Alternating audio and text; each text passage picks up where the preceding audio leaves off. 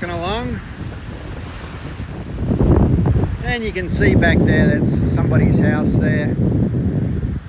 Everybody seems to have a boat down on the beach so they can go fishing. There's some fella out there now just fishing with a net, catching his daily lunch.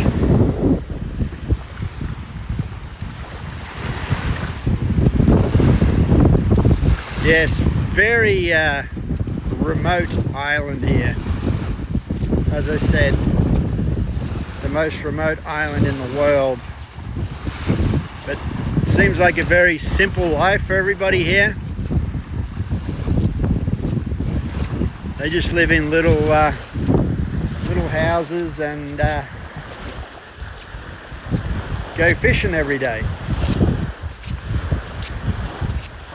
But absolute beautiful setting. This is the lagoon out here. Big lagoon.